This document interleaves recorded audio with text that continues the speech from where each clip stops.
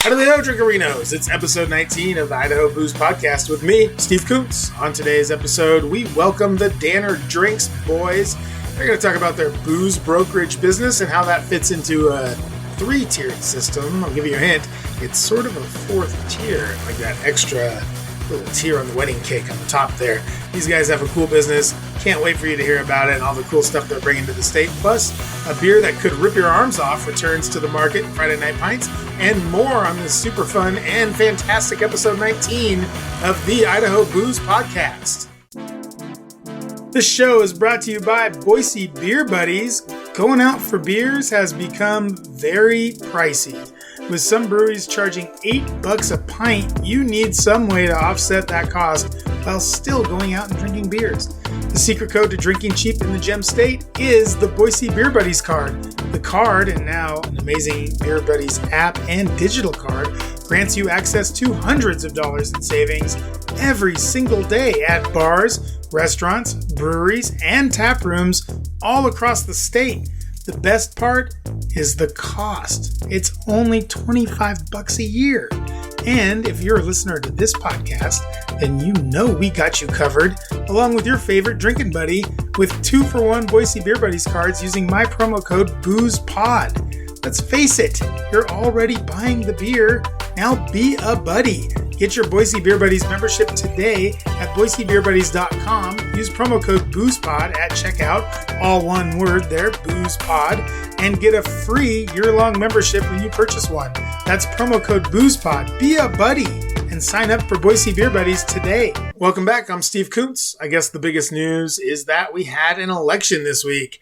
And being the fan of democracy that I am, I went off and did my civic duty. I hope you did too. Got the sticker, everything else. I wanted to have a show this week about the local election results and how that might affect the alcohol industry here in Idaho, but none of the peeps I reached out to wanted anything to do with me here. They were flat nose all across the board. I can only assume they're scared. I would be too. You don't want to go against me in a big heated meeting, in a big heated political discussion, especially when it affects the alcohol that I drink. I mean, you just don't want any piece of that. So nothing from them. I'll just reiterate what Sheila told me last week, which is that basically when new people are elected into the state house or whatever, they need to get acclimated to sort of how the alcohol industry works. And we only had two house seats flip, so probably nothing to worry about there. And there weren't any ballot measures or anything like that. So seems like we'll be okay at least for the next couple of years. I mean, on the state front anyway. Nationally, who knows?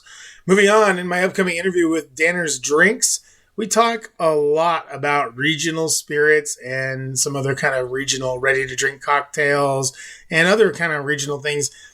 The interview made me think about the current timeline that we're on and the business of craft beer, which is something I think about a lot, especially right now because it's sort of on it's not on an upward trajectory, I'll say that. I mean, just today I had news come in that into the newsroom here that Molson Coors is closing down Leinenkugel's, their two breweries in Wisconsin. So that's 120 jobs gone. Great job so far there, Wisconsin. The new economy working out really well for everybody over there. Craft beer sales are heading the wrong way. I just wanted to look at the overall sort of timeline that we're on. And I'm going to miss some things here. Or maybe I'll get some times wrong or whatever. But we're just going to break it down because I think it's interesting to look back into the past to kind of see what's coming up with the future. And also I'll get to kind of what the point of this whole thing is. So in the 90s, we had these microbreweries that popped up. It was a bunch of them. It was much like the 2010s. I mean, we had a lot of microbreweries in the 90s.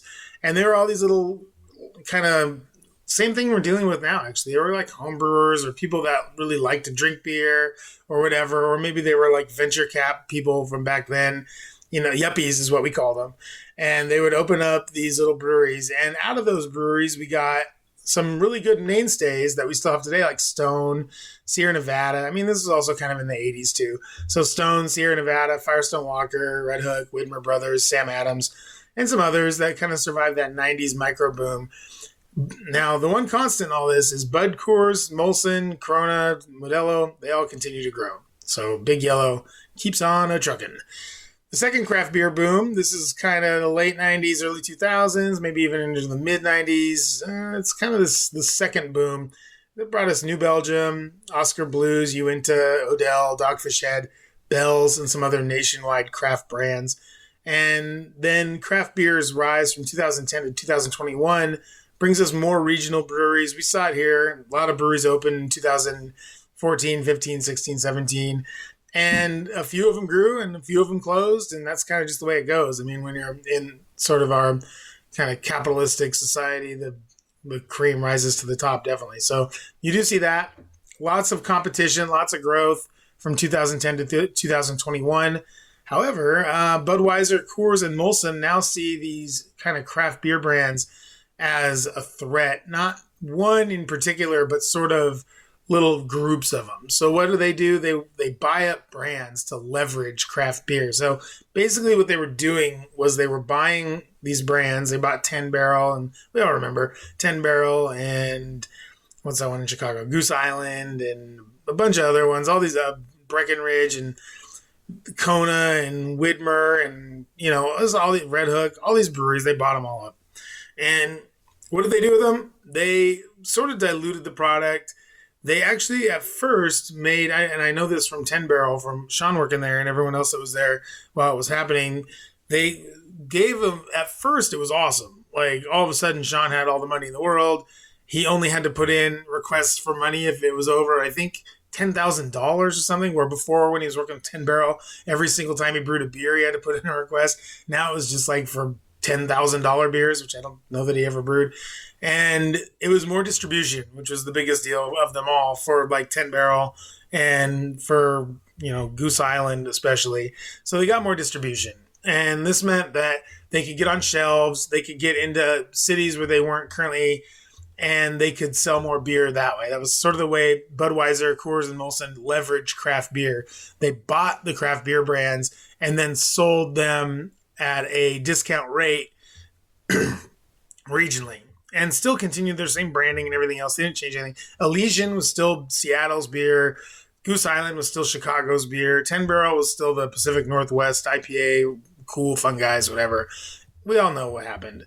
So Oscar Blues gets a really good idea. They start Canarchy, and that bolsters sort of these regional craft brands, and then sort of leverages craft beer against the Bud, Coors, Molson craft beer, if that makes sense. So Oscar Blues did the same exact thing Bud did. They went into regions and they bought big breweries, and they turned, then what they did that was really interesting that Bud also did was they turned those breweries into regional hubs. So all of a sudden, if you're in Salt Lake, you can get Jai Alai, which is brewed by Cigar City all the way out in Florida, but Oscar Blues bought them. So now they're making Jai Alai in Salt Lake, so you get fresh Jai Alai in Utah.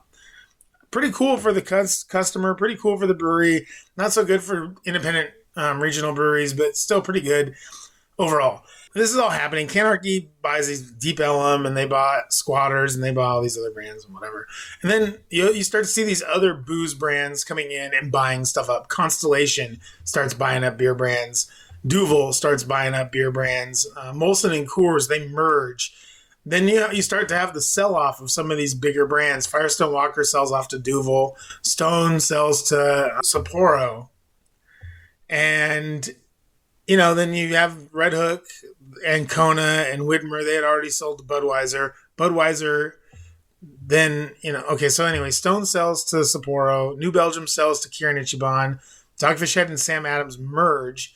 And then this is all at the same time these stupid seltzer things are getting so popular. So everyone's drinking seltzers anyway, and ready to drink start to become a thing. So you start to see canned cocktails, which are cool. No problem with those. No problem with seltzers either. I'm just like, whatever. I drink them at the beach. That's about it. Then what happens? Well, I don't know if you guys remember this thing. The pandemic, that happens. And what the pandemic does is it shuts off on-premise sales.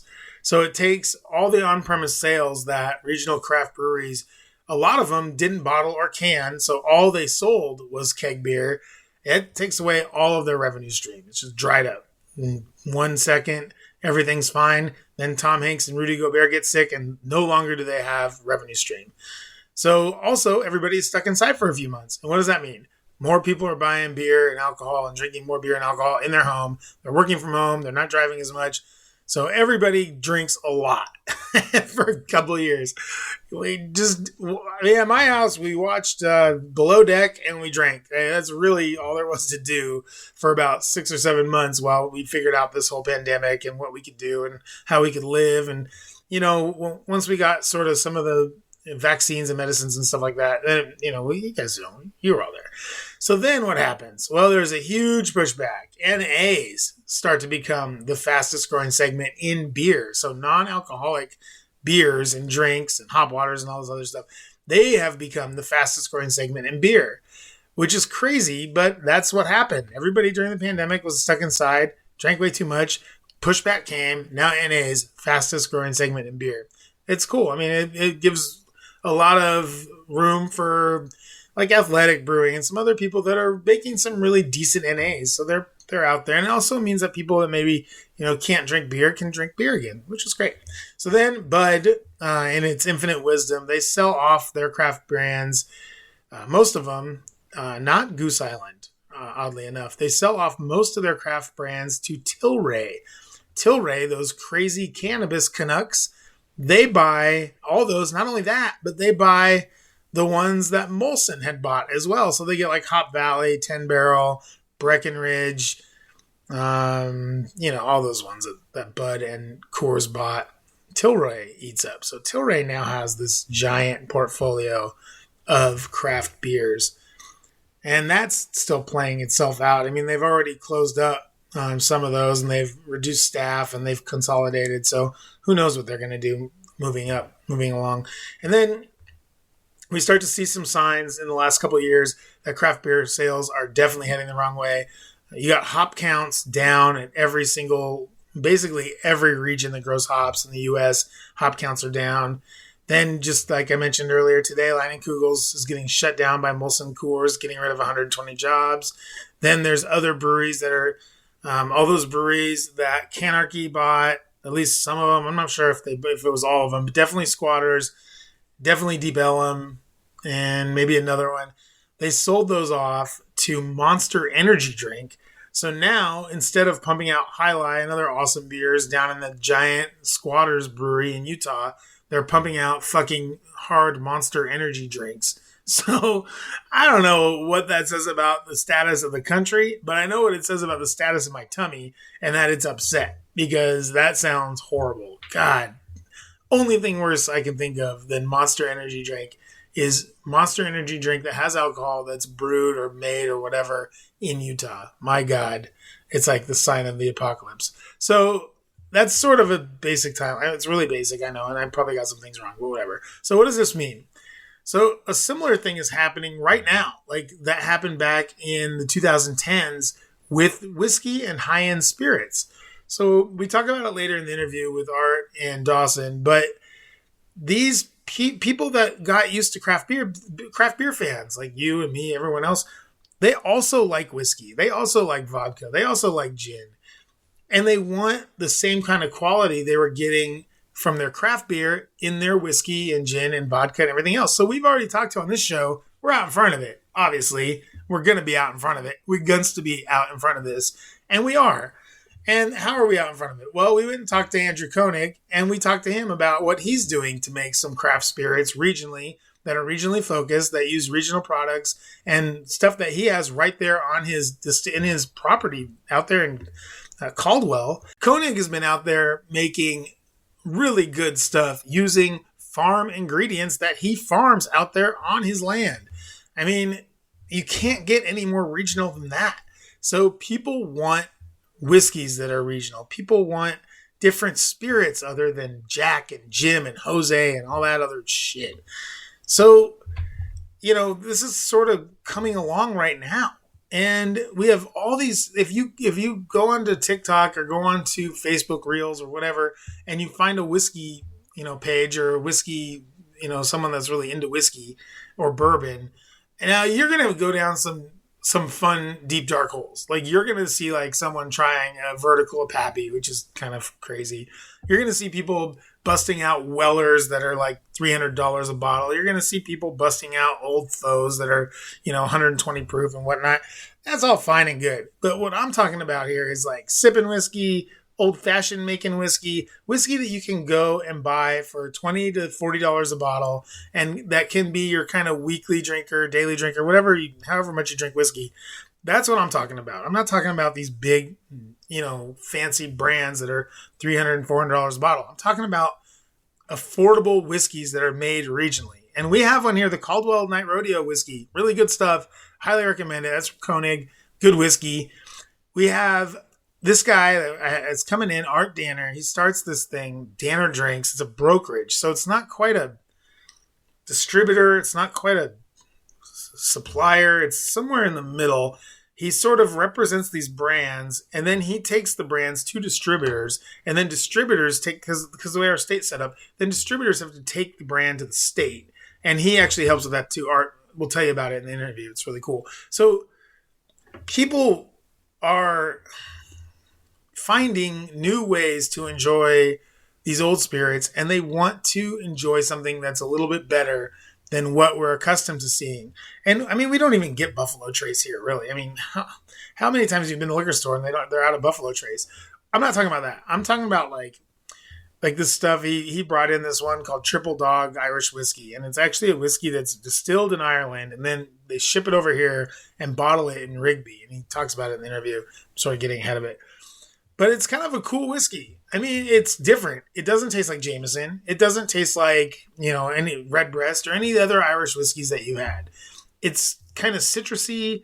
It's kind of bright. It's just a different whiskey. And there's a lot of different whiskeys out there. There's a lot of different gins. There's a lot of different vodkas. And there's a lot of different other kind of liqueurs and stuff that are out there that we don't get because this is a control state. So how can we get all these fun new whiskeys and other spirits in to our state? Well, first of all, you have to find something that you like. There's one that I've always liked. Now it's owned by Constellation. I don't know why it's not here. It's called Westland. It's from Seattle. It's this single malt whiskey that they make up there, and it is amazing. Before they got bought by Constellation, they had a sherry oak, they had an American white oak, they had one of them was like a lowland one that was kind of like Lagavulin. They had a PD one, and it was really good, like awesome stuff, really, really good. But they had it here and they got rid of it. They clearanced it out, whatever. No big deal, because now it's Constellation owns it, and they've killed all the other ones. All they have left now is the American Oak one, which is a shame because the sherry one was the best. I mean, the sherry one, freaking amazing. It won a gold medal at a whiskey competition in Scotland. Which is insane. So anyway, I digress. So here's what you can do. This is what we're going to do. This is our homework. So you're going to travel. And whenever you travel, you need to go and you need to look for maybe whiskeys or, liqueurs or vodkas or gins or whatever, tequilas that you've never seen before. And try them. Just try them. You don't have to buy a whole one or anything. Just try them. See what you think.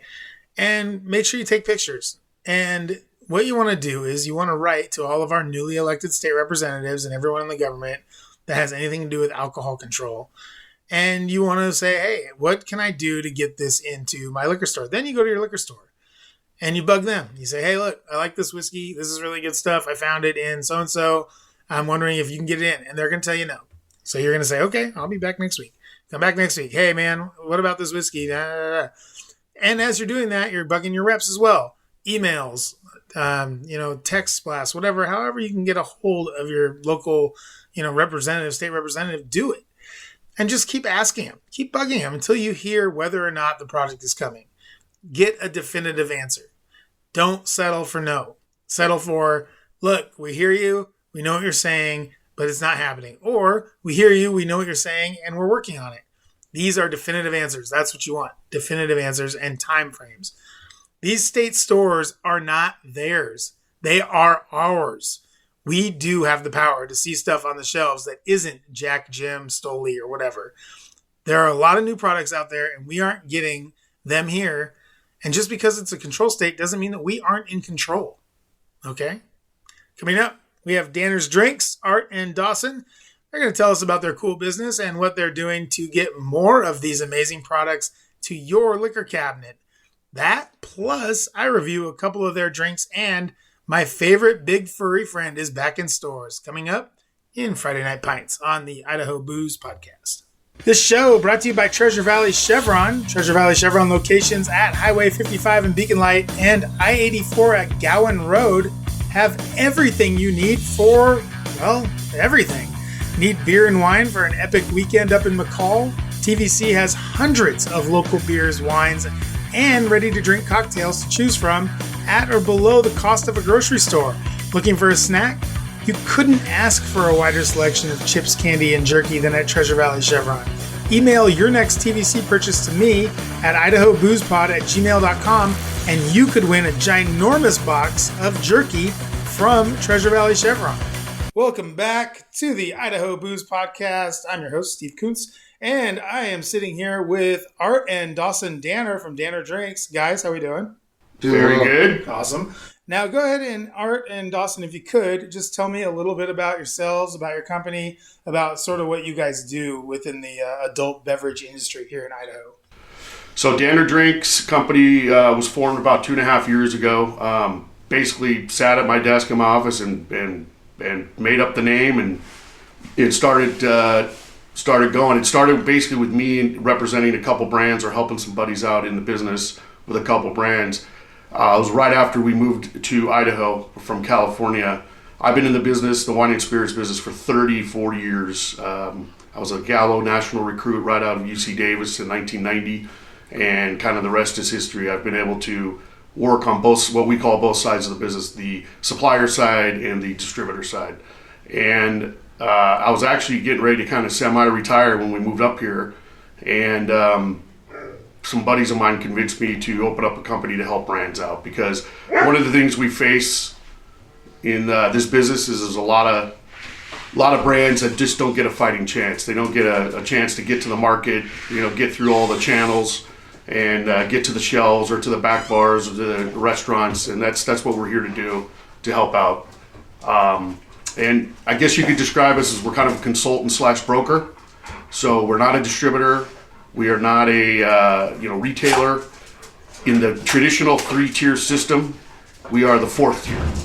The 4th tier. But the reason why we're so popular and we're growing and things are going great is because a lot of companies, they don't want to make the investment to hire their own people and put them on the street, especially with the turnover that's going on and how hard it is to find good people. So we're a very, very economical answer to that. So that's interesting. So a distributor is basically like, so in the 3-tiered system, a lot of people maybe don't understand it. I know I certainly still kind of don't, and I've worked in the business for 15 years.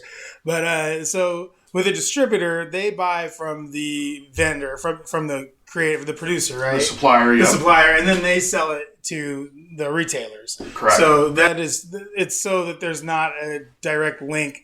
Unless you're Budweiser. So there's not a direct link between the supplier and the retailer, right? Is that the basic idea? So the 3 tiers are supplier, and that means distiller or winery, where the product is made, developed, produced. They try to get a distributor network. And there's some very big distributors, powerful ones. There's some small ones. There's some craft ones. There's some wine-only ones. There's some spirit-only ones. Those distributors then have kind of the army or the sales team, big or small, to then sell to the 3rd tier, which is the retailers or on what we call on-premise, which is restaurants, resorts, things like that. Yeah. Bars, restaurants. Yeah. Now, in the state of Idaho, on the liquor side, the state is the 2nd tier, is the distributor. Yep. So, and also the retailer is kind of the 3rd tier too, right? 3rd tier too. Yeah. So then you say you're like the fourth tier, which I think is really funny. Yeah. So where do you guys sort of fit in between the distributor and the retailer, or between the supplier and the distributor? I guess we do both. So we wedge ourselves in between. So part of what we do is we help brands with their distributor networks. We help them find distributor partners. Okay. We help bring their brand to distributors to bring them in and represent them. And then on the other side, once the distributor does bring them in, we are in the streets to help sell. Like Dawson here, who's my oldest son, he covers Idaho and Montana for Danner Drinks. I'll say this: Dawson looks like he's on the beat right now. He's got a vest on. Yep. He's got a little polo on that I'm sure is branded. Yep. And he looks like he's ready to go. Like, yep. Oh, look at that! It is branded. I was right. So this guy looks like he's on the tear right now. He's out there. He does a great job. He has relationships with a lot of great accounts in the Treasure Valley and outside the Treasure Valley, and he's been doing a great job. But that's what. So he's out when the distributor's not, selling to certain accounts.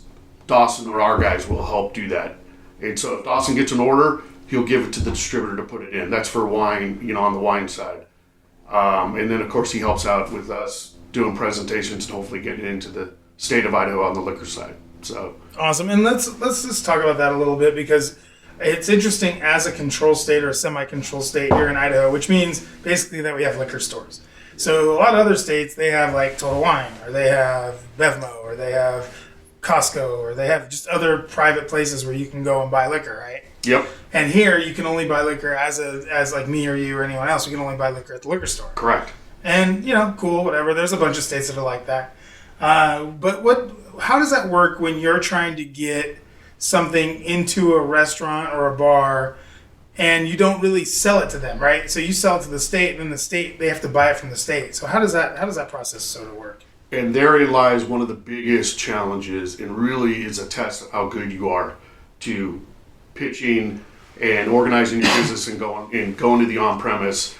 You want to comment on that, because you are definitely in the fray? I would say that one of the main issues that I deal with when it comes to that is getting a bar to fully commit to bringing in a brand. So my day-to-day routine looks like me having a bag full of liquor brands that we represent that either A, have been authorized with the state, just like, for example, this Triple Dog Irish Whiskey. But then also I do have brands that we are in the process of presenting to the board of getting it approved and fully listed within the state liquor stores.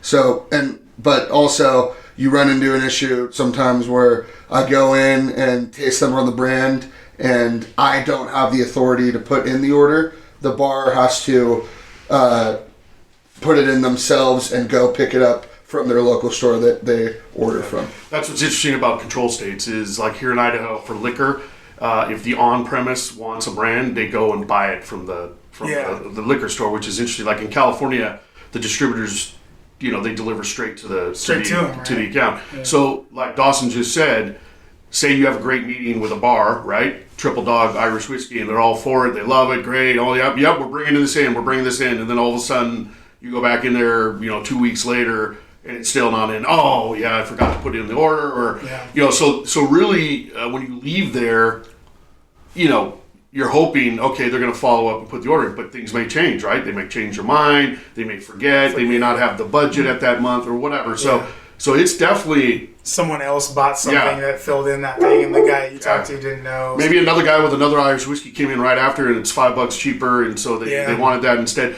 It's a very, very competitive business, and it's also...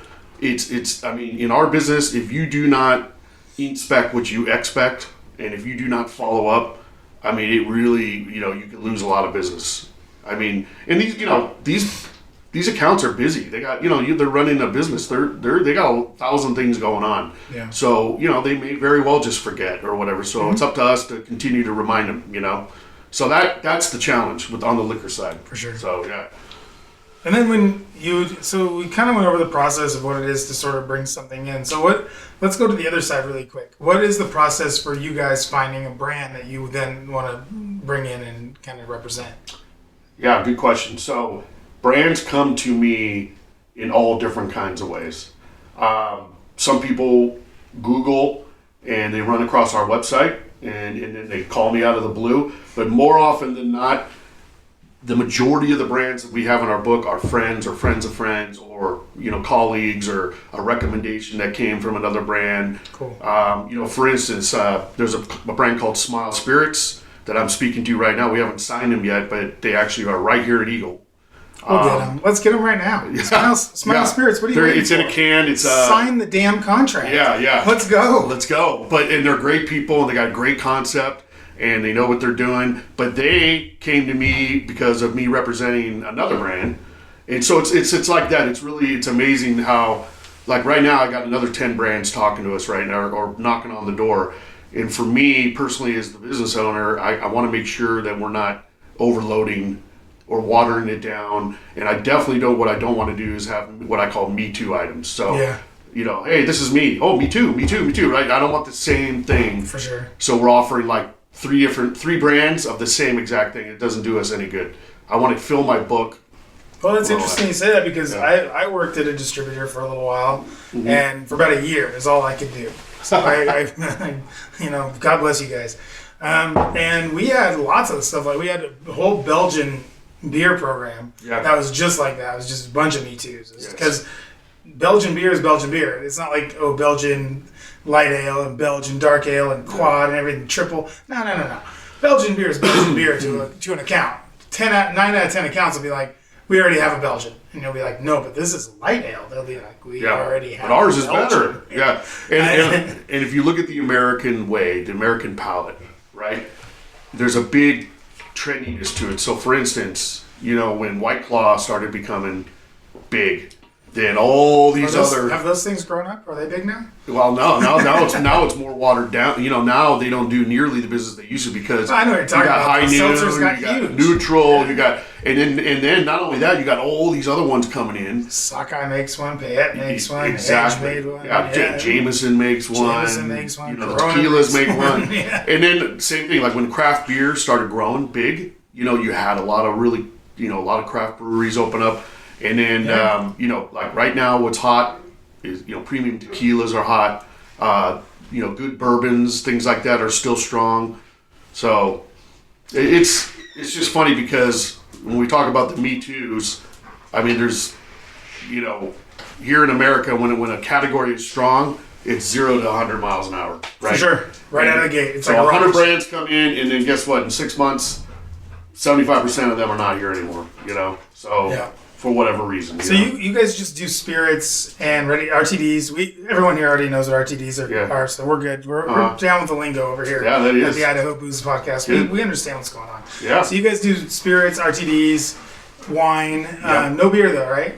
No beer right now. We've thought about it, but that's just really a lot of times that's a different buyer, and we just don't have the bandwidth. We don't want to deal with that. I mean, when I first started this company, I had a chance to represent a couple beers. I just didn't want to. It's really not our bandwidth, Yeah. And then we do have a couple non-alcs, that we do mixers, things like that. Yeah. So. Any bitters yet?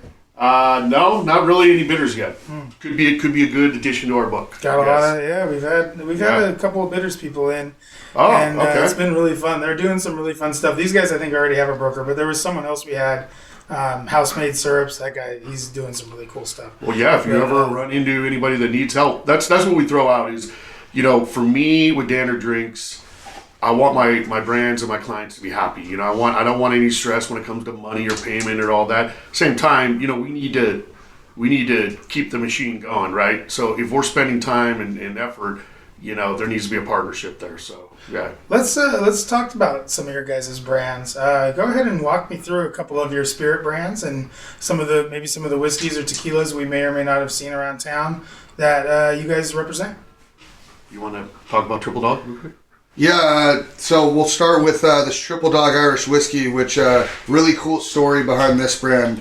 And honestly, it's probably one of the reasons why the state of Idaho is all over bringing it in to fully list the item. But well, first of all, it's got a dog collar on it. Yeah. People love that. It's called merch, people. It just looks good. It's promo. Yeah. Yeah. So Triple Dog Irish Whiskey is it's distilled in a territory just outside of Dublin, Ireland, but it's then bottled in Rigby, Idaho. So it's kind of got an Idaho connection to it.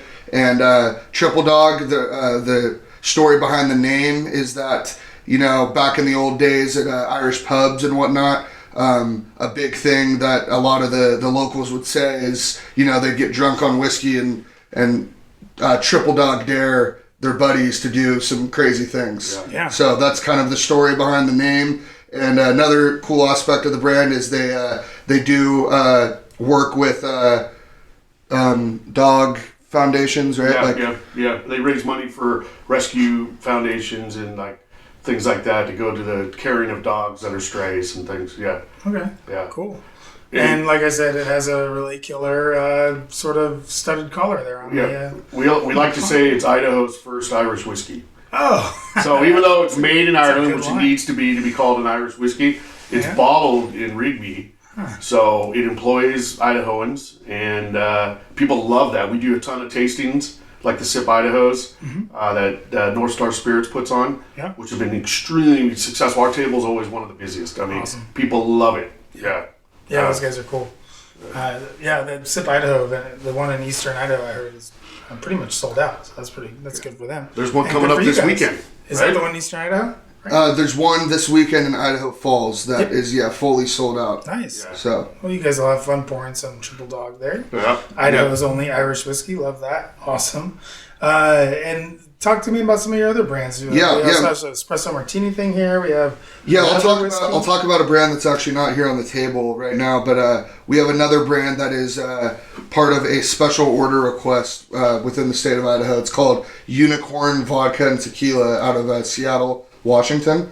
And the kicker with this brand is that people have just loved is that similar to, I don't know if you've heard of Empress Gin, but it's the vodka and tequila are both infused with the butterfly pea flower. So it actually pours out, when you pour it into a glass, it pours out like an ocean blue. And then when you mix it with anything citrus, so lemon, lime, orange, it turns purple. So right when you squeeze a lemon over it. So we've had a lot of success in the on-premise market here in Idaho with it. Just with its connection to, Boise State, the Blue Turf, College of Idaho, and Caldwell, how they're the Yotes and their colors are purple. So I've been very fortunate enough to be able to represent that here in Idaho because the color aspect of the liquid is people are all over it. So is it blue in the bottle? No, so it's actually the vodka comes in a black bottle and it's not see-through. And the tequila is a white bottle that isn't see-through. So then it's kind of like that's why people are in awe when you pour it. Because when you pour it into a glass, it turns, or it pours blue, and then you just go, oh wait, that's not even it. And then you just squeeze a lemon over it, and it turns purple instantly. Yeah, so. You imagine carrying out a tray of shots, right? All blue for Boise State, blue. And then, we have these happy hours and things like that, and they'll come out and squeeze all the citrus over it, and boom, it's just magic, and people they love it, That's awesome. Having some fun when you're drinking a cocktail. So. I mean, that's what cocktails are all about, right? You should have fun when you're drinking cocktails, and if the thing turns colors, even better. Yep. Love that. Unicorn, okay, out of Seattle. And then what else do you guys got? So, you want liquor or wine or anything? Yeah, let's do liquor. We'll get to wine in a little bit. We'll talk about that. Yeah, so here, one of the bottles I brought you here today is the Garden County. Now, it is another Irish whiskey, but it's more of while Triple Dog is kind of more of the fun party, all that, the Garden County is a little bit more of the authentic, hardcore, father-son operation, from, about an hour north of Dublin in Ireland, a family tradition. The area that they're from is very, very, green, and so that's why they kind of call it the Garden County. In Ireland. In Ireland, yeah. And we are working with Hayden to get this pitched to the state, and we feel very good about it. So we're hoping that they make a 5-year, and they make an 8-year, and then both grain based, and then they also have a coffee liqueur that is unbelievable. Yeah. Unbelievable. And there was just a fundraiser this last weekend, and they poured all of them. It was a private fundraiser, and people just went crazy over it again. So very good quality, very much worth it. And that category is still strong and growing. Jameson's kind of like the staple, right? I sold a lot of Jameson in my days. Yeah, a lot of Jameson. Yeah. But, that's not the same category.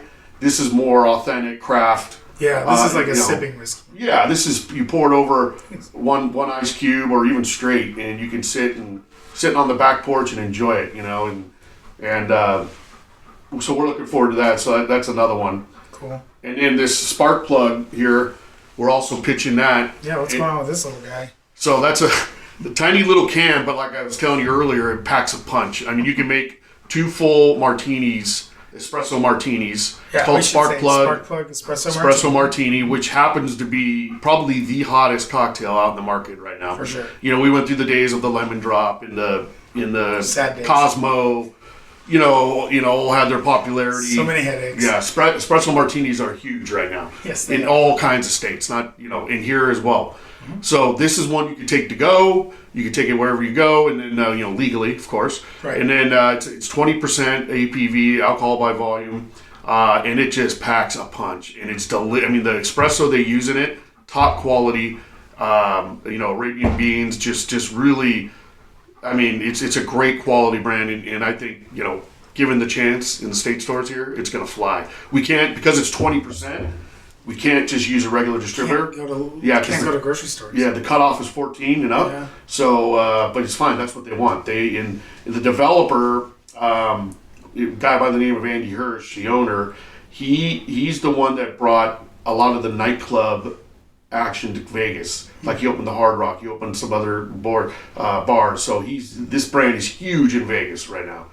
And now, we brought it to California, and now we're looking to bring it to Idaho. And there's a couple of different ways people can use that, right? Like you could just buy it as a 4-pack or whatever, or singles or however it comes, and you can just enjoy it at home. Yep. Or if you're a restaurant that, I don't know, do you have to have a liquor license if you're a restaurant to serve that? Because it's 20%? Yes. Oh, okay. Yes. So maybe it's like an easy way to make an espresso martini. Yeah. If you're maybe like a dive bar or something like that. Exactly. You're right. Doesn't have a giant Italian espresso machine. Yeah. If you don't, not every bar can afford a mixologist, right? Yeah, or a $7,000 espresso maker. Yeah, exactly. So get this thing. They're more than that too, probably now. But you're right. Yeah. So we're excited about that one as well. Spark. We have a number of other spirits that we're going to be lining up to present to the state here that we do sell. And just for everyone to know, Danner Drinks, we cover Colorado West. Mm-hmm. So we do like the 12, 13 western states. Oh, wow. I have a person that works for me in Arizona. I have one in Colorado. I have one in Nevada. Okay. I've got multiple people in California. Dawson's up here in the Northwest. So we have a pretty good coverage of managing distributors and managing states. Awesome. Also, a brand I have to mention is Santa Cruz Vodka. I'm grew up my whole life in Santa Cruz, California, and me and a couple other locals started Santa Cruz Vodka, and it's made in Santa Cruz County, owned by locals. And the reason why I just brought this up, I just got the PO this morning. We got a nice big order going to Colorado, so we're kicking off Colorado. We're in Nevada, we're in Arizona, and of course we're in California. But that's going to be on the list, hopefully down the road here to bring to Idaho. I'd love to do it because I know there's a lot of Californians here who would recognize it. But vodka is a very, very diluted and competitive category. There's a few out there. Yeah. But that's something, I'm part owner of that, so that's kind of a pride and joy in our book as well. Yeah. So what right now, you mentioned a little bit before when we were off wax, as the kids like to say, that you had some things that you were looking to get into the state that were other people are sort of excited about, maybe things that are happening in other states. What are some things in spirits or some trends in spirits right now that you're seeing that you really like that isn't quite here yet that you think is coming? So I think a big trend right now, and Dawson, you can pipe in whenever you want, because especially amongst the younger people, which Dawson is. Mm-hmm. So the new generation has stated over and over, and all the data shows that they have stated that they're going to drink less, okay, but they want to drink better. And what that means better is quality, it means craft, it means better ingredients. Yeah. One thing that the younger folks are really, really looking at is they want to know what's in that bottle. It's because they've never had Aftershock before. Yeah, or Fireball. Well, they drink a little. Fireball. Yeah, they've had Fireball, but like I remember the days when Cuervo Gold was the king, right? Sorry, we sold so much Cuervo Gold. I mean, there's no way these young people would drink that anymore because of what's in it. You know, what they believe is in it. I don't want to make a comment to what's in it because I don't know exactly for sure. But it's a different. It's tequila. Yeah, it's tequila and it works, and it's a big brand and it's a good brand, but the youngins are really paying attention to what they put in their body, and that's why, like we were talking offline about the RTD category, right? Mm-hmm. You know, what's really big in the pitch is the ingredients that goes in. You know, how many calories are there? How many grams of fat? You know, how much sugar? How much? You know, where do they make it? How do they make it? Is it you know, how's the carbon footprint? Yeah. You know, all that stuff is going into it. So I believe, like here in Idaho, especially with the influx of Californians coming in, and with the younger generation that Washingtonians too. Yeah, and you'll see Pacific West Coasters. Yeah, and you'll see. I think if you took a snapshot of what's on the shelves 5 years from now, you'll see a kind of a marked difference. You know. Yeah.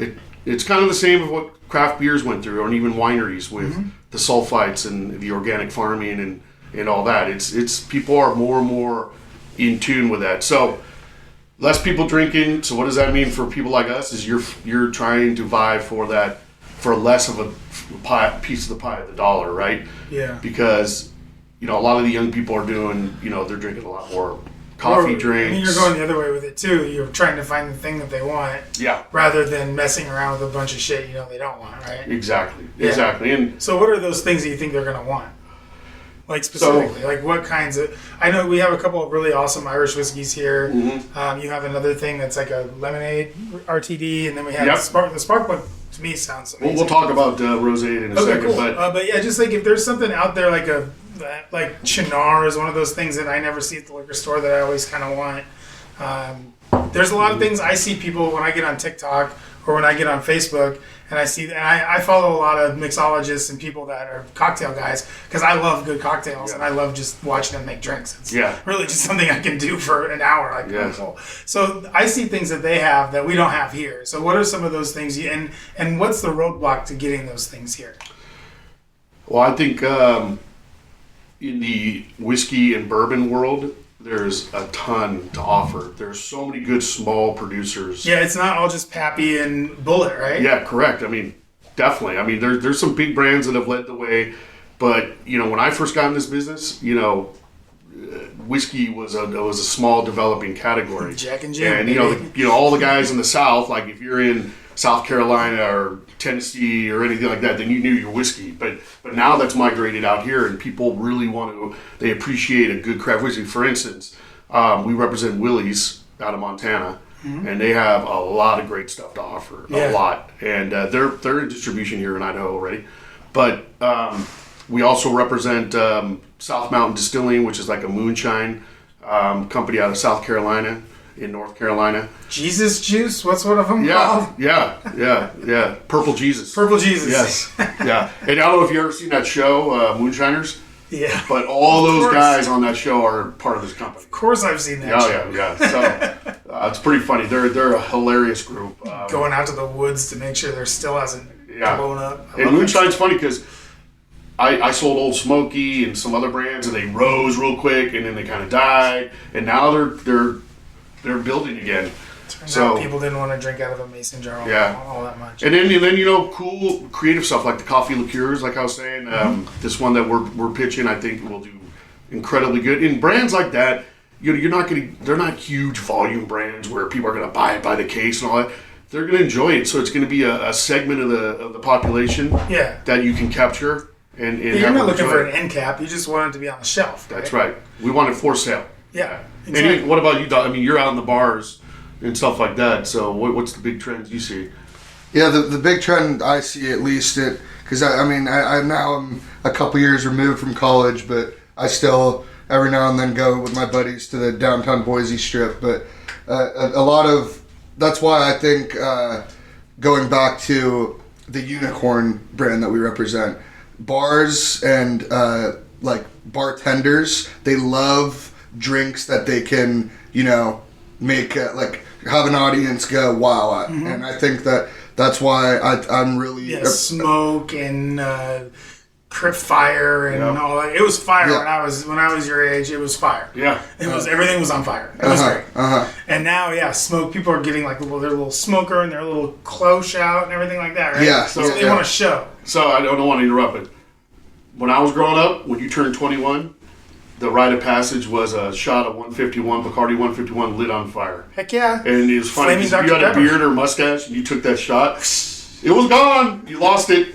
But that was part of like your happy 21st birthday. Can you imagine taking a shot of 151, Dawson? Yeah. Bacardi 151. Do you know what that number stands for? That is proof? the proof. Yes, that's the proof. Yeah. You can use it to strip a boat. Yeah. Jeez. Yeah. Anyway, sorry. We digress.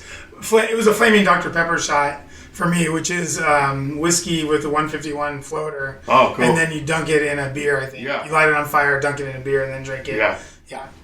Yeah. Fire, Dawson. Fire. Fire For us older guys. It was awesome. Yeah. Everything was on fire. Yeah, but I mean, and then the college crowd also loves a good like drop shot with that, and I think that if it contains a liquor that does have that color changing aspect to it, people are all over it. So that's one of the main trends I noticed, because obviously you still get your Coors Light drinkers and your seltzer drinkers, but then you got another crowd that's coming up, and that like my generation that is kind of over that stuff, and we like to go out and have a nice cocktail. So for sure, you guys have some awesome spirit brands. It looks like I can't wait to try these two whiskeys. They look amazing, especially that kind of sipping one I'm really into. I do. The one with the dog collar frightens me just a little bit. Save that for when you have guests coming over and have some fun. Yeah. Get my 23-year-old son, get him going on that. Yeah. So what do you have that you think, in the spirit realm anyway, that you think is really, really good that people just haven't found yet? Maybe it just hasn't found their audience. Well, one brand that's kind of near and dear to my heart that are great guys is a brand called 1350. And it stands for 13 stripes, 50 stars. It's owned by veterans. They're out of Colorado Springs. They raise money for the veterans. And they make a number of whiskeys, high proof, and then 80 proof as well. Little by little, we're growing it and all that, but because they're kind of a small batch, it's been tougher to get them out there. I mean, we are going to present that to the state of Idaho, because I do believe that given the chance here, because the packaging's beautiful, the product is great, the quality is there, and then also for what they represent in the passion. And they do specialized programs around like, Memorial Day, Veterans Day, D-Day, there's a Marines Day, there's all that, where they raise money for all those armed forces. So that's one that I would really love more people to support and jump into. In Colorado, they've got, a couple hundred accounts, they're pretty strong in their backyard, but to, get them outwards, that's the challenge that we're helping them out with. Is that what whiskey is sort of turning into, kind of like craft beer? Is whiskey becoming more regional? I think whiskey is very regional, especially when it comes to gatekeepers wanting to bring them in, right? And it is a challenge to go outside the border, but for instance, like I mentioned, Santa Cruz vodka, people would say, oh, well, if you're in Santa Cruz County or Monterey County, that's fine. But outside of that, no, that hasn't been the case. I mean, people in Arizona, Nevada, and now Colorado are going to be able to enjoy it. So, if you work hard enough and you connect the dots on how to sell it, why, I always tell everybody, the big question is why. So if you own your own liquor store, or if you own your own restaurant or bar, why should you bring in a brand when you got these other ones? Tell me why. What are the points of difference? Well, how's it going to benefit me? Well, it tastes good. Okay, great. Everybody who makes a wine or a spirit thinks theirs is the best in the world, right? Yeah. So you have to have a really compelling story. And that's, again, where I think 1350 has a very compelling story, and a reason as to the why. Everybody loves veterans and loves helping veterans. Well, I think, and if their whiskey's good, why not? Yeah, exactly. And if it goes to a good cause and all that, and all that, kind of like what Triple Dog does for the doggies. Obviously you're a dog fan. You got two beautiful dogs. Not right now, but normally. Yeah, they're participating. What other brand do you think in our book? El Jefe Tequila. See, now you got me. Yeah. El Jefe. Oh, yeah. I want that tequila. El Jefe, if you boss. look that brand up, the packaging, the owner's a very good friend of mine, one of our first brands we had. Yeah. Matter of fact, I think it's the first brand I had at Danner Drinks. Numero uno, you might call it. Ryan, the owner, Ryan Sanchez, he owns some businesses in Carmel, California. When I was at Southern Wine and Spirits for many years, he was a great customer of mine. And he's the one that really convinced me to start my company. But El Jefe, he just relaunched the packaging and all that. It's a beautiful, incredible bottle, punted bottle. Just, when you touch it and feel it, you're like, wow. And then when you open it and you taste the juice, it's just incredible. It's a super premium, so the Idaho will go for over $100 a bottle. Okay. That category... We're not afraid of price point over here at the Idaho Booze Podcast. Yeah, in that category, believe it or not, even in the tough economic times, is still growing because for tequila? If people feel they're getting more than they're paying, that's called value, right? Yeah. They're happy. Even if it's $150 a bottle, but if they feel it's worth it to them, they'll buy it, you know? So El Jefe is another one that I am looking forward to. We have it in California. We are going to pitch it up here, too, in Idaho. And then I've got to go into Colorado and other states. That's a brand that I'd like more people to taste and enjoy and check out. So. A brand I would like to taste. Yeah, I'll get you a bottle for sure. Yeah. That's nice of you. Yeah. Thanks. Great. Well, let's go ahead and take a little break. We're going to pet the dogs and maybe lock them upstairs. I'll see what happens. I really appreciate everything about the spirits. Awesome. I can't wait to try these whiskeys. And we'll be back with Art and Dawson Danner from Danner Drinks right after this. This show is sponsored by Like Button and LikeButton.us. Looking to make a splash with your next ad campaign, but don't have the time to set up ads on Google, Facebook, TikTok, Pinterest, Bing, Cheddarboy, Yahoo, LinkedIn, DuckDuckGo, RazorSharp, Instagram, all the digital platforms that you have to get to out there. Oh, goodness. Like Button will get your campaigns going on these platforms and put together a strategic ad plan that makes sense for your company. Not some cookie-cutter campaign built for somebody else. Each strategy built from the ground up, tailored for your business. Get back to doing what you love. Leave the rest to Like Button at likebutton.us. Welcome back to the Idaho Booze Podcast here with Danner Drinks. We got Art and Dawson in the house. Guys, how's it going? What's up? Hey.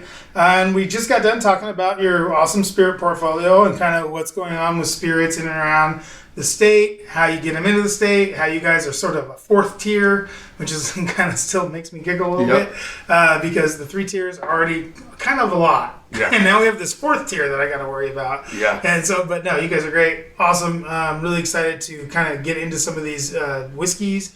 And I know my wife is excited to get into that spark plug. She's going to be really excited about that. So thank you so much for bringing that stuff. Let's talk vino. Now, you're from California, so obviously you love vino. You're a huge vino fan. You love a crisp, clean Pinot Grigio and an Oaky Chardonnay and a big, bold cab, right? Yeah, being 34 years in the business, I have a kind of a saying, ABC, anything but Chardonnay right now. Even though we sell a lot of great ones, just for me personally, you just lost I like great Sauv Blancs, great Pinot Grigios, great blended, like white blends that are crisp and clean and fun. Mm-hmm. And then, I'm a Pinot fan, and then I'm also a nice big thick Cabernet. Yeah, is for mealtime or the end of the night is awesome. So, how do you, being a California guy and liking those big thick sort of cabs, how do you feel about some of the ones that are coming out of Washington or Idaho that are maybe on the lighter side of that are kind of like a little bit more easy drinking and less like big unctuous cabs? I think what I always talk about is the great thing about the wine business is that it's personal for everybody. So everybody has their own tastes and their own styles. I remember early on in the business, there was always some supposed experts that were trying to force feed the public on this and that. Yeah. And I'm not a big fan, Mondavi. We have, The Spectator and all these things that apply actually scores to wines. Yeah. That kind of annoys me 91. Still to this day. Because everything gets a 91. Yeah, 91 to you could be an 85 to me, right? Yeah. And again, wine is very personal. So to answer your question, I think that's great because if it's easier to approach, easier to drink, you're going to capture more people in the industry. and you don't have to lay it down as long. Okay, so you produce wines to drink now. There are some producers that drink wine to lay down for a while, and then there are some that produce wine to drink right now. Like the Australians were always famous for that. They would they would not age their wines in barrels for very long. They want to get it out there and all that. And you have producers that'll do that. So it's all about what style you like, Yeah, nobody wants a 2012 Malbec. Yeah. And for me personally, if I'm going to drink a glass of Cabernet, I like a lot of tannins. I like a lot of berry, a lot of flavor. Yeah. You want to taste it and feel it. Yeah, because I'm not going to drink 5 glasses of it, right? Like one good glass and I'm good to go. But some people like a little bit more approachable, so they could drink it in the middle of the day, or they could drink it in the hot weather, or whatever. So it just depends on what people want. Dawson, jump in here anytime. Chardonnays? Honestly, I'm not really a big Chardonnay guy, but what's funny is I'll speak to kind of my personal opinion on wine. Is obviously when I was just turned 21 and whatnot. A little bit backstory on me too. I worked for Hayden Beverage right out of college. Okay. It's the local beer and wine distributor and Red Bull distributor here in Idaho. Here at Idaho Booze Podcast, we were very familiar with Hayden. Yeah.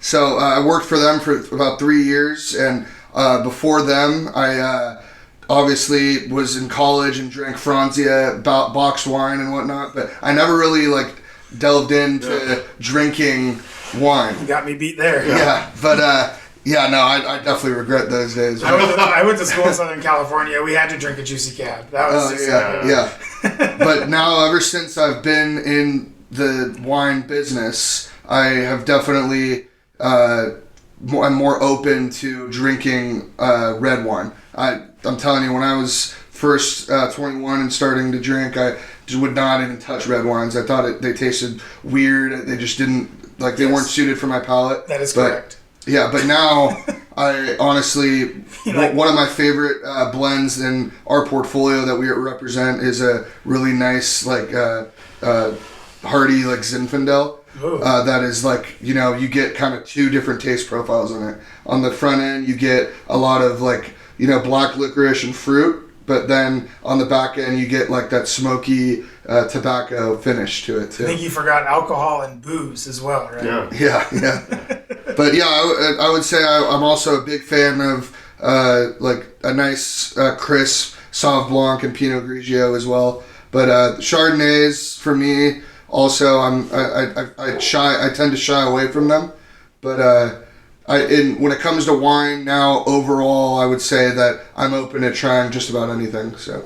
Well, Val, we tried to get some Okie Chard talk going on here at the podcast. It just did not work out. Not that there's anything wrong. I mean, we sell some great ones, but our own personal style, and again, that's what I talk about. Wine is so cool because it's very personal, Oh, look how nice Doc is. He just fed the dogs. Anyway, wine is super personal. I'm with you on that. Yeah. I like rosés, and I like some different kinds of wines like that. What are some of your guys' in your portfolio? I know you guys have a pretty good-sized wine portfolio. What are some things in there that are best-selling brands and things that you think are sort of up-and-coming? So we're very blessed. We launched our kind of wine book, 8 brands with Scout distribution up here. We also have a brand over at Hayden. But our wine business has really taken off. And what the feedback, a big feedback we've gotten from a lot of accounts, restaurants, bars, all that, and also retail stores, is that they're so happy about our portfolio because it offers a very wide scale variety of different styles, different varietals, different things. So we've had very good success. A couple of them, and I'll let Dawson talk about a few of them as well. Which one are you going to mention first and foremost? Yeah, right off the bat, I got to mention Tiaki. Yeah. It's a New Zealand Sauv Blanc, our only wine that we represent that is not out of California. Yeah. Okay. And we, like my dad mentioned, we launched with Scout distribution here in Idaho in May of 2024, and we definitely ran into the hurdles of launching wine with a new distributor right off the bat. But to this day, I would say that is our number one SKU that we've been selling in the state of Idaho, and I've had major success at some of the really high-end on-premise accounts, such as Cottonwood Grill and Chandler Steakhouse, but also, we even dive bars like that, like to have that as an option, just because it's a great price point. I believe it runs at like $10 a bottle for the restaurant, and it's one of the cleanest, most like crisp, easy drinking white wines that we represent, and we even have due to the success we had in the on premise, we even got it into Albertsons. Nice. Which was a big win for us, as well as Ridley's Family Markets. Also good, yeah. Ridley's and Albertsons. Yeah, so that definitely has to be the number one wine that we represent, and people are just loving it. And the thing that really shocks me is in the wine business, you get a lot of stereotypes about how certain varietals are seasonal wines. So that Tiaki, obviously during the summer, was booming, and my thoughts were that these accounts that once summer ended, they're just gonna stop ordering it, but we're still cranking through it. Yeah, and it's I think it really shows the quality of wine that's in that bottle. Yeah, sure. People enjoy it. They'll enjoy it in the summer and the winter. The word I place to Tiaki is value. I mean, you're getting, for what you're paying, you're getting a great glass of wine that you can drink multiple glasses because it's very approachable, very light, but it's got so many good flavors, and it's got that kind of Australian, New Zealand, what I call Kiwi sort of Sauv Blanc approach to it, which is a different style than domestic Sauv Blancs, especially ones that see oak, Yeah, what's the difference? Very much more fruit forward, more stainless steel, so you're not going to get that, in the States, a lot of producers will do a stainless steel Sauv Blanc and then one that they rest in oak too, so it just depends on what your style is. I didn't know they did Sauv Blanc in oak. I thought it was just Chardonnay. Oh no, they'll lay down some Sauv Blanc in oak, but not a lot, not many months, but they'll get a little bit of that backbone to it. So with wine, it's sort of like beer again. So you can sell into restaurants with wine, right? Yes. Without having to go through the state and all that stuff. So yes. I like in getting a bottle of wine on a menu, sort of like securing forever tap, which is really tough to do in the beer business. So what's your guys' process for getting a bottle of wine onto a menu? And what's the sort of upkeep you have to do to make sure that it stays on there? Yeah, so one of my jobs in my past, I was the VP of on-premise for Young's Market Company in California. And so on-premise is very near and dear to my heart. And it's really a big part of the business here, like especially here in the Treasure Valley, up in the north, in Sun Valley, Coeur d'Alene. Yeah. Idaho boasts very, very good on-premise business, For sure. A lot of great restaurants, a lot of great offerings. Resorts. And I believe in my career, you really got to know your stuff to sell to the on-premise. And why is that? There's only a certain amount of by the glass slots, and there's only a certain amount of by the bottle. The by the glass is really the A plus. That's what you want to get to. Having wines on the list are great, but really, if you want to get liquid to lips, and as many people as you can, you want to get that by the glass. But there's not a lot of space for that, right? So you really got to know your stuff, and you really have to understand the points of difference. We were talking earlier about, oh, my brand's just great. Okay, well, what does that mean? I think part of what we do is you do your homework. You go into the account ahead of time. You look at their current list and they're by the glass. You see the gaps that they have. Maybe they don't have a stainless steel Sauv Blanc. They don't have like a Tiaki sort of one. They don't have a wine from a certain appellation. Maybe it's Lodi. Maybe it's Paso Robles. Maybe it's somewhere in Washington.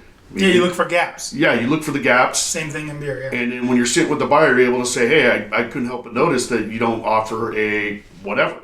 I just so happen to have a great offering. But also, what do you do? Tell them what works for you. Yeah, but I'd say my process is, I've been, due to my time with Hayden, I developed a lot of good relationships with a lot of the local bars and restaurants here in the Treasure Valley, at least. And I would say that one of my main things is I know who the you gotta do the steps. So if I'm going into a brand new account, you find who's in charge, who's the person that makes the decisions on ordering the wine. Because when it comes to bars and restaurants, there could be, depending on how big the account is and how much volume they're putting out, they have a different person that's in charge of ordering the beer, different person for wine, and different person for liquor. So I definitely go in to accounts and if it's a wine focused day for me, I find out who's in charge, get with them. I always have our pricing sheet available in paper format to leave with them. Okay. And they usually,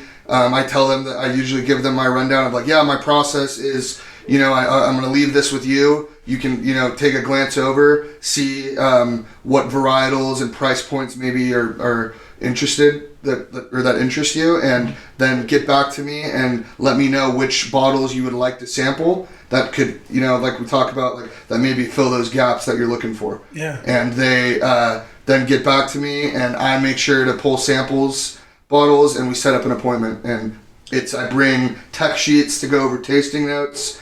And whatnot, and I sit there, and it could be, for 10 minutes, or I've had appointments that we've tasted through 12 wines and it lasts over an hour. Yeah. And those are good appointments. Yeah. And it's a tough job. Somebody needs to do it. Yes. Yeah. You gotta roll up your non-sleeves and get out there and work. Yeah. So we just go back and forth. Selling shower curtain rings. Right. Yeah. Exactly. Yeah. So we just go back and forth. I talk to them about how I think it could be a good fit for their account, and then they pull the trigger or they don't. And sometimes when they, tend to shy away from maybe not purchasing it, I then, give them my 2 cents. I'm like, well, hey, this is why I think you should. Yeah. So I would say, though, when it comes to my job, I would definitely have the most fun selling wine.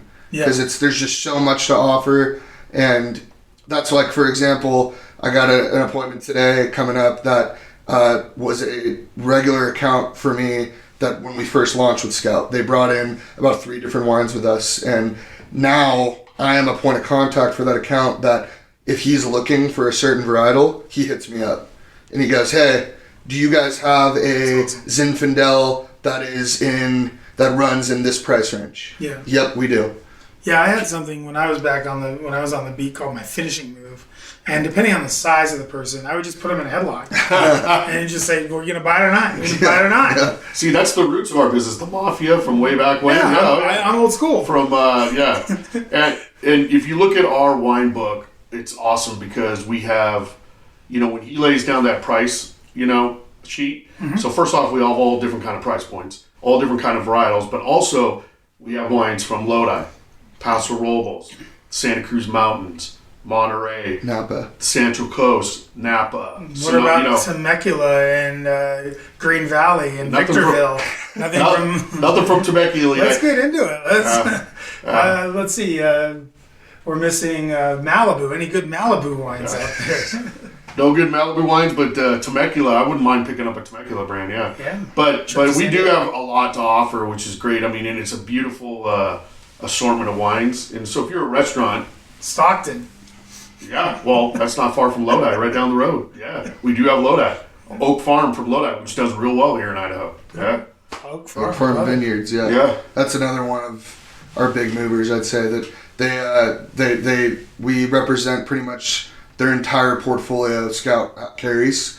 So, they got, I think total of 12 different SKUs, and it's all different types of red blends, as well as the whites, So do you ever have, when I worked for a distributor, the one thing that we used to do was we would bring in brewers and stuff they would come in and, go around and taste everyone. So do you guys kind of handle that with your brands? Yeah. Or do they just go right to Scout? Matter of fact. No, that's actually funny you mentioned that. I got plenty of those coming up too. That is definitely my realm is whenever an account is looking to do a sampling for their customers.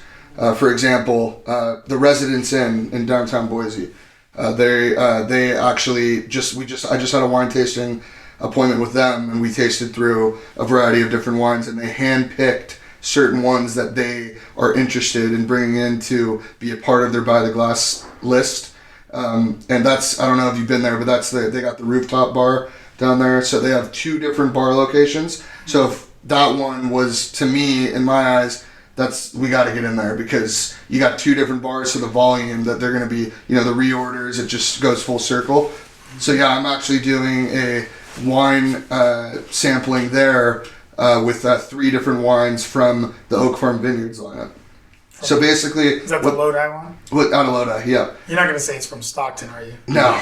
Don't mention Stockton. No, yeah. So what that entails is I literally I set up a table in their lobby, and customers that come down and visit the bar, I have the wines laid out, the tech sheets that kind of explain the background of the winery as well as the tasting profile, and then I just sample them on the wines, and based on the feedback that they get from their customers, that is when they make the decision on whether or not they want to bring it in as a by the glass pour. And then also too, I think you were hinting at too. We do have winery owners and winemakers that come to town. Yeah. As a matter of fact, we have one coming to town. What was it, next week? Yeah, next week. Yeah, Lavende Winery. You guys handle that? You guys take them around to the places? So that's where I come in, and I we call those little like market blitzes, where a winery will come in, depending on like usually we'll have an owner and a winemaker. So there's two bodies here that are like represented by the winery, and I set up they're usually here for 2 days, 2 full days, and they ride along with reps that work for Scout. It's nice they buy you lunch. It's really it's a nice couple weeks for you, isn't it? You remember those days with I've been on both sides. brewery rep. I've been the brewery rep in town, and I've been the distributor rep with the guy in town. We definitely do. I'm the one who kind of is in charge of setting those up because, with Scout, they are known as like a smaller distributor, but they do have a reasonably sized beer book too. So they're kind of big. They're all over the West Coast. But with us being the local broker based out of Idaho, it's easy for me to assist them with setting those up. That's kind of why they really appreciate having us in their backyard. So that's awesome. For example, Lavende's coming, right? Lavende out of Napa Valley, which is a very high-end, beautiful wine. Lavende. Yeah. That does sound good. Yeah. Yeah, we got their coming to town next week. Yeah. We got their Sweetwater Cabernet Sauvignon into a select few Albertson stores where they. How do you spell that? Lavende? L-A-V-E? Levendi. Okay, and you're gonna have that in a couple of Albertson's higher end stores. So like we just got it in the big August. Stores, right? Yeah, so it's actually in they call it the Borgen case. So it's the one where the steward or worker at Albertsons has to put in a combination. It's locked up. They prefer steward, I think. Yeah. Well, not all Albertson stores have stewards. Yeah. But I think like Chandler's has it, right? Yeah. It's the lock case or the locked up case. The locked up case. Yeah, it's a Lavende, then you have like some razor blades, then you have like really high end kombucha after that. But so we're doing. They're going to be in town on Wednesday of next week, and the president as well as the general sales manager is going to be in town, and I set up a tasting at Albertsons. Do you ever set up like any wine dinners or anything like that? Oh yeah. Those are definitely like on my calendar as well all the time. So you know who we have a lot of fun with is Helena Maurice in Star. I don't know if you know that account. Yeah. So we have a lot of fun doing tastings there. I mean, she has a pretty strong following. Yeah. So we've done how many there? 6. Yeah, and they buy a lot of wine. Her followers and the Highway 44 corridor is really up and coming right now, isn't it? Oh yeah, Middleton, Star, Eagle. Oh, yeah. I mean, it's booming. Caldwell. Booming. I mean, all the way out. Yep. Yeah, love that. That's cool. So you guys got a few good wine brands as well. Yep. Anything that people might see at Albertsons that you could tell them about now that maybe we haven't mentioned yet? So we mentioned the Oak Hill one. We mentioned Lavende. It's Oak Farm. Oak Farm. And then we mentioned is the Sauvignon Blanc, is that available at Albertsons? Tiaki. Yes, Tiaki? That is available at the local Albertsons stores. Yep. Sweet. Also, Bargetto, which is a dear friend of mine. We've known the Bargettos forever. They're out of Santa Cruz Mountains. They got beautiful vineyards up there. We got a great wine. They're Pinot Grigio in the Albertsons. And also, it's a very strong on-premise brand in the valley. Cool. And they're just great people. They've been making wine their family for over 100 years. Awesome. One of those. It's still family-owned. And that's the thing. If you look at our book, Oak Farm, family-owned. Yeah. It's important. Yeah, and David Bruce is another one that's more higher-end that we represent. That's a pretty well-known name. Lane Tree. We just got an item into the new sets for spring for Albertsons. Awesome. One reason why I wanted to have you guys in was that sort of regional and sort of family-owned aspect of, I think a lot of people just think breweries are the only thing where it's owned by somebody, and you can tell. I don't think people really actually can tell when something's not owned by a big company. I think they can, but like I hear people all the time say, fuck Bud Light, I'm drinking Michelob Ultra, and you're like, well, you're an idiot. Like those are the two exact same things. Yeah. Or screw Budweiser, I'm drinking 10 Barrel or whatever. Now 10 Barrel is owned by a bunch of creepy Canadian cannabis owners, but you know what I mean. Like I think spirits and wine, really, a lot of people don't understand how many awesome sort of regional or family brands there are in spirits and wine. And I think it's important, guys like you that are out there kind of fighting a good fight against, your former employees, Southern, who they have great brands, awesome brands. I don't have a problem with Kendall Jackson. Like, obviously, we have a lot of Kendall Jackson around here, let me tell you. Yeah. But I'd rather my wife, go more towards something that's like a family brand, something that where maybe the price point is about the same, maybe a little bit more, whatever it is, but something that's going to affect somebody else. Like I could buy 10 cases of Kendall Jackson, and Mr. Jackson's not calling me up. You know what I mean? Yeah. Jess Jackson. Yeah, yes. I'm not getting Jess on. I'm not getting Kendall. I'm not getting the dog Scout, whatever the dog's name is. I'm sure it's something like that. So yeah, I mean, and so that's one of the reasons why I really thought it would be cool to have you guys on. And thank you so much for talking about some of these, new brands, some of these smaller brands that are coming up. I think this is something that we really should pay attention to moving forward. And there's also other little brands that do get kind of bought up by Constellation, stuff like that. Yeah. Listen, my message to consumers is, look, I spent in my career, I launched a lot of these brands. I remember when Kendall Jackson came on the scene. I remember when Ron Bauer came on the scene. There are brands now that are staples, and they're big brands, and they're more corporate now. Yeah. Doesn't mean they're bad. And I'm not. What I do suggest to consumers is look around. Yeah. Okay? Look around, because there are a lot of hidden gems. Do like a I little said, research. value. You're getting great bang for the buck that you spend. I mean, if you go to Albertsons, like you go to the marketplace Albertsons in Meridian, I mean their wine selection is unbelievable. And take a look, spend some time and take a look. You don't have to always buy, the big name brand, right? Sometimes people feel comfortable with that though, and that's fine. And again, I never like to dictate to anybody about what to buy because it's their own personal choice, and it's in wine and spirits is a very personal thing, and they have the right to buy whatever they want. All I suggest to people is, hey, give this a try. Or do this. Go to that giant Albertsons in Meridian, the marketplace one. Yeah. Go and buy your double R ranch steaks there, or whatever, and go around the corner to the little wine shop. Yeah. That's right next to Under Armour. That's over there in the strip mall. Yeah. And she'll have all this stuff too. I mean, she has a ton of great stuff. Yeah, we do business with. Or the Eagle Wine Merchant right downtown. Eagle Wine Merchant, we do business with them. We do business with all those folks. Like Helena Marie's, like I was telling you about. Especially if you feel like you're overwhelmed. I mean, if you go into Albertsons and you look at that, especially that marketplace one. Yeah. I get overwhelmed looking at beer there. Like, I'm just like, oh, I man. get overwhelmed just walking into the store. Yeah. And it's like, oh man, it's like a city in here. And if you go to that little wine shop in Meridian, or the one in Eagle, or the two ladies out in Southeast Boise, like those, they'll sit you down and they'll try you out on wines. Like if you say, they'll be like, oh, we have an open bottle of that, and they'll try. I mean, they're really nice and they're really accommodating, and they'll even help you if you're dumb. If you're like me and you go in there and you're like, I like juice.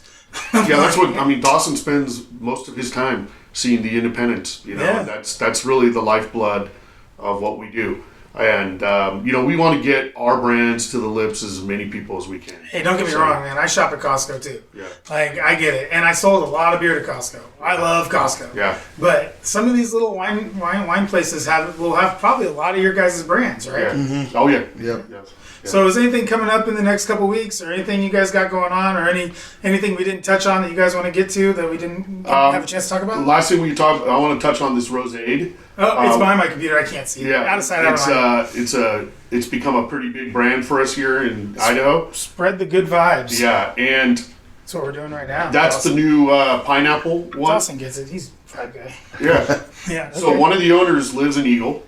Oh. Whereabouts? Actually, not too far from you. Not too far from you. Yeah. And he was just on the cover of Eagle magazine, and his family, and he owns Entrepreneur magazine. But Roseade is a great success story because it is an incredible product, refreshing. I mean, just tastes so good. And it's not just for the spring and summer. We sell it all year long. Places like ski resorts and things like that. So this is awesome. This is what you were talking about before. This is only 145 calories per can. Yep. It's 10 grams of carbohydrates. This is basically like Mediterranean diet drinking. Yes. And it's 8% a can. Yeah. So That's where it counts. Yeah. So this is rosé pineapple lemonade. And it's fun. That's Lenny. That's Lenny the lemon on there. That's their new package. So the one that that is not yet launched here in Idaho. Sort of goes into Joe Cool territory, but that's all right. I like it. Yeah. He looks good. But their original package is just rosé, and it's a rosé lemonade wine spritzer. So. Well, we have a Boise State game coming up on Saturday. This will be perfect. So you're absolutely right. Tailgating, Boise State, golf courses. I mean, you name it. We have this thing all over the place, and we got it all right here. It works. It's happening all right here. Yeah, I'd love to see what your wife thinks about that too. She's not gonna get any of that. No. Nah, it's not oaky enough for her. There's not enough oak in there. No, I'm kidding. Yeah, she'll try it. We'll love that. We're gonna love that. So you guys got the rosé. Any other RTDs out there that we should know about? We've got a few RTD. Like I said, the Smile Spirits folks I'm talking to. We don't have it officially yet, but sign the papers. Yeah, but they're good folks, and they're going to be successful. You want me to go over there and put the finishing move on? Yeah. Their office is right over there by Crunch Fitness here in Eagle. I'll go work out. Yeah, that's where I work out anyway. So, and then we represent one out of California called Ursa, which is URSA, and we're working on that one, and we'll probably end up presenting that up here at some point as well. And then we have the non-alc one called Remix, which is a non-alc RTD. Yeah, which Nebula 9 too. Oh, and then Nebula 9 as well, which is NA another also one. NA? Huh? Is that NA as well? Nebula 9? Nebula 9's fully loaded. Fully yes. And their brand is. I'm really excited to get that with a distributor here in Idaho because it's a variety pack, 12-pack that there's 4 different SKUs in it, and it's they're all RTD based, and they got a Moscow Mule, they got a Cosmopolitan one, they have a tequila one, and they have a whiskey one, I believe. It's just they hit that comes in a 12-pack. Yeah, that's so awesome. 3 cans of each. Yep. I love that. That's fantastic. So we'll be on the lookout for those. I tell you what, I want you guys to come on back. Yeah. Next time you have some new stuff going on or some new products, love to have you guys back to talk some more about them. I love getting into this sort of regional spirits, sort of this smaller craft spirits scene, because I do feel like too many people are on the Jacks and Jims and all the other bullshit. So it's good to get some real stuff in here with a real spike collar attitude to it, and so I'm really excited to try those whiskeys. Thank you guys, Art and Dawson, Danner from Danner Drinks. Thank you guys so much. Thanks for having us on. We appreciate it. Like I said, anytime, doors always open. You know where the house is. Come on over, and we'll be right back. We're gonna try a couple of these whiskeys, and I'm gonna try this Rosade, and we're gonna have those and more on Friday Night Pints. Right after this is the Idaho Booze Podcast. Friday Night Pints is brought to you by Idaho Brewers United. Did you hear? IBU is going digital with the new Idaho Brewers Trail app. It used to be a map, and now it's an app. Want to know if your favorite beer is on tap at your favorite brewery? Check the app. Want to earn points towards amazing prizes from local breweries? Check the app. Need to get that hot goss going on in the brewing industry? Check the app, people. Be the first on your block to have the app by signing up for the Idaho Brewers United Brew newsletter at idahobrewers.org. Go to idahobrewers.org, sign up for the newsletter today, and get the app. Welcome back to the Idaho Booze Podcast with me, Steve Kuntz. It's time for Friday Night Pints. Maybe I should get a ding ding. I was thinking it was going to be like a football theme, but now I'm thinking it's more like a boxing thing. I don't know. Anyway, this week we're adding a couple of whiskeys to the mix, along with a few new and returning beers I found around town. First up, we talked about it in the interview with Danners, and I talked about it earlier. Idaho's only Irish whiskey, Triple Dog Irish Whiskey. This thing is distilled in Ireland and then bottled here in Idaho. It's a nice, pretty looking whiskey, light golden color, very bright. Vanilla and lemon zest on the nose with a good amount of coriander and orange peel.